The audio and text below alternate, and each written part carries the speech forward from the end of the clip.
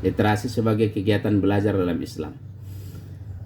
Mengingat kemarin ada satu pembicara, Dr. Zulfikri Anas, itu sempat bilang kalau boleh ada satu saja kurikulum itu hanya literasi katanya. Sempat kalian dengar ya?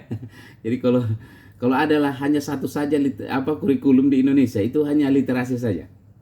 Jadi pelajaran literasi, karena literasi sedemikian luasnya gitu. Seluruh aspek kehidupan manusia, belajar kehidupan ini, belajar dari kehidupan itu semuanya ada literasi. Nah, saya dalam tulisan saya beberapa waktu yang lalu, kurikulum kehidupan, itu sempat menyampaikan ini tentang belajar dalam perspektif Islam itu. Dan literasi adalah kegiatan belajar. Belajar adalah literasi gitu. Nah, dan saya menyebutkan belajar, ta'allum itu ada 7 tahapan, dan ini adalah literasi.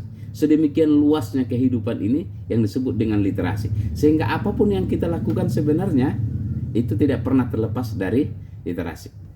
Oke, baik. Ada 7 tahapan belajar itu. Yang pertama adalah membaca. Itu al-qiraah ya, bukan at-qiraah. Al-qiraah atau tilawah. Inilah belajar yang paling pertama, yang paling awal. Jadi belajar yang paling awal itu adalah membaca. Iqra. Iqra bismi rabbikal ladzi khalaq. Iqra, membaca. Tilawatil Quran itu membaca Al-Quran. Dan bacaan atau literasi, bacaan atau literasi yang paling mulia adalah membaca Al-Quran. Nah, gitu. Jadi kalau membaca, jangan kita baca semua buku tapi tidak membaca Al-Quran, gitu ya. Jadi yang saya tulis kemarin kurikulum kehidupan yang terinspirasi dari ceramahnya Pak Kiai Didin, Manhajul Hayah katanya. Jadi kurikulum kehidupan itu adalah Al-Quran, dan itu harus kita baca katanya. Nah, itu yang saya sebutkan literasi Al-Quran itu adalah pertamanya adalah membaca gitu. Nah, membaca itu ada 2. Kalau dari aspek cara membaca itu ada 2, yaitu membaca banyak dan membaca dalam. Nah, ingat Alwan ya, ini dari aspek cara membaca itu ada 2. Dari aspek yang dibaca atau objeknya itu ada 2. Ini dari aspek apa yang dibaca, aspek dari cara membaca itu membaca dalam dan membaca banyak. Kalau membaca dalam yang dibaca mungkin 1-2 buku, tapi mendalam sampai tuntas. Nah, orang yang membaca dalam itu akan paham. Dia betul-betul memahami dan menguasai persoalan. Yang kedua, kalau orang membaca banyak, berarti yang dibacanya bukunya banyak. Ya kan? Bukan hanya 2, 3, 5, bisa 10 buku dibaca untuk satu persoalan. Dan itu dia akan menjadi luas wawasan.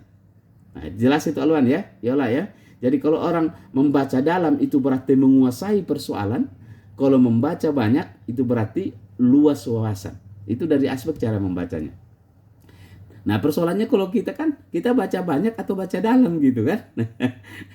Atau kita nggak baca, itu persoalannya gitu Yola ya. Kita baca nggak? Baca Pak, cuma baru dikit langsung ngantuk. Nah, membaca itu harus segitu tadi, membaca dalam dan membaca banyak. Kalau membaca dalam menguasai persoalan, kalau membaca banyak berarti luas wawasan. Itu dari aspek cara membaca. Yang dibaca itu juga ada 2, Afrizal ya. Dari aspek apa yang dibaca itu juga ada 2. Ada yang tersurat, ada yang tersirat. Ini Buya Hamka menyebutkan kata ini. Jadi kalau membaca yang tersurat, nah itulah Al-Quran. Al-Quranul Karim. Buku-buku yang ada ini, yang di depan saya ini banyak ini namanya membaca yang tersurat. Kita datang ke perpustakaan baca yang tersurat. Nah, tapi di luar buku-buku kauliyah namanya. Kalau Al-Quran itu kan ayat-ayat kauliyah, ada namanya ayat-ayat kauniyah. Alam semesta yang terhampar ini adalah yang tersirat. Jadi waktu Rasulullah itu disuruh Iqra itu kan tidak ada kauliyah, tidak ada bacaan buku di depannya kan. Jadi Iqra Muhammad, tapi kan nggak ada yang dibaca, dan Nabi kan tak pandai membaca kan. Tapi yang disuruh baca itu adalah alam semesta ini, kauniyah ini. Gitu. Jadi membaca yang tersurat, yaitu apa yang qauliyah, yang terhampar firman suci ini, dan ada pula yang tersirat. Di balik yang tertulis itu ada yang tersirat, dan alam semesta ini adalah bacaan ayat-ayat Allah yang harus kita baca. Fenomena-fenomena yang terjadi ini semuanya harus kita baca. Nah, saya kalau menulis itu ialah Ada memang karena saya membaca ayat Al-Quran gitu misalkan gitu, atau membaca satu hadis, atau mendengarkan ceramah Ustaz. Tapi kadang saya tidak dari situ munculnya, tapi dari ayat-ayat tanda-tanda alam. Misalkan tatkala terjadi kebakaran beberapa tahun yang lalu, nah gitu kan, sampai gelap gulita Pulau Sumatera dan Jawa sampai ke Malaysia, saya menulis, ingat saya itu, kita yang salah. Ah gitu. Tulisannya itu judulnya kita yang salah. Apa, alam yang terbakar, hutan yang terbakar itu kita yang salah, jangan menyalahkan orang lain. Nah gitu. Jadi saya sedang membaca alam, tidak sedang membaca buku ketika itu. Tapi tentu setelah saya membaca alam, baru saya baca Qur'annya, atau ketika menulis dari apa yang dibaca dari Al-Quran atau hadis, baru melihat fenomena yang ada di alam gitu ya. Jadi itu membaca. Yang pertama adalah membaca. Jadi tahapan dari belajar atau ta'allum itu sebagai kegiatan literasi adalah pertama membaca. Ada pemberitahuan berapa menit lagi, Alwan? Oke. Itu ya. Jadi yang pertama adalah membaca, qiraah. Jadi ini kan sudah kita bahas waktu yang lalu kan? Jadi bukan minat bacanya kita yang rendah, tapi daya bacanya gitu. Kalau minat sih masih ada minatnya baca. Baca-baca, apalagi baca-baca yang menyimpang-nyimpang dikit gitu ya. Nah, gitu. Oke, yang kedua, tahapan kedua dari belajar itu, belajar dalam literasi Al-Qur'an itu adalah menghafal. Tahfidz. Nah, gitu kan. Gitu, tahfidz, menghafal. Ya. Jadi kalau sudah dibaca, hafal. Makanya ada orang hafiz, al-hafiz, karena dia mampu menghafal. Meskipun katanya dalam perbedaannya ada dengan, mestinya katanya kalau hafiz Quran itu namanya hamil gitu ya.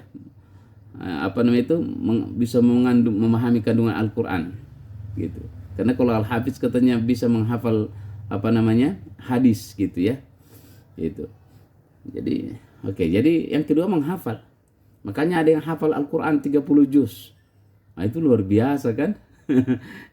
Jadi hafal Quran 30 juz. Kalau apa, Dokter Naik, bukan hanya Al-Quran dia hafal, Bible pun dia hafal gitu kan. Bukan hanya dia baca, tapi hafal dia. Kitab-kitab suci Hindu dia hafal. Nah, kalau kita udahlah bacanya juga tak begitu bagus, baca Qurannya, hafalannya juga berapa lah. Kalian di UIK itu minimal hafal 1 juz 30 ya kalau mau sidang. Benar ya? Yola, udah dikasih tahu belum itu? Udah diingatkan belum? Kalau nanti mau sidang skripsi harus hafal 1 juz. Udah dibilang? Bilang ya? Itulah. Itu kan minimal sebenarnya kan, menghafal. Saya juga termasuk yang sedikit sekali hafalannya, karena dari dulu tidak menghafal Quran. Karena tidak ada yang mendorong menghafal Quran sejak dulu itu. Bahkan waktu kami kuliah di IAIN Jakarta dulu tahun 90-an, itu malah muncul beberapa dosen bilang tak usah menghafal Quran, karena menghafal Quran itu bisa menurunkan kecerdasan intelektual. Wow, dan kita ketika itu bangga sekali karena yang ngomong kan dokter lulusan luar negeri gitu. Aduh. Dan sampai lama sekali, sampai sarjana saya percaya dengan itu. Dan teori-teori barat, pendidikan barat mengatakan memang hafal itu mengurangi kecerdasan. Jadi banyak orang membantah teori dalam Islam supaya menghafal Quran itu, karena dianggap itu menurunkan kecerdasan. Sehingga muncul adagiumnya adalah orang yang menghafal Quran itu akan lebih rendah daya intelektual atau prestasi akademiknya. Wah, itu sehingga ini bertahan lama. Tapi ini menjadi terbantahkan ketika anak saya di pesantren yang ihza itu. Nah, ini baru terbantahkan, dan saya bilang saya baru berani berkata karena sudah ada buktinya. Ternyata tidak betul orang yang banyak menghafal Quran itu prestasi. Oh, salah. Habis sebentar ya. Oke.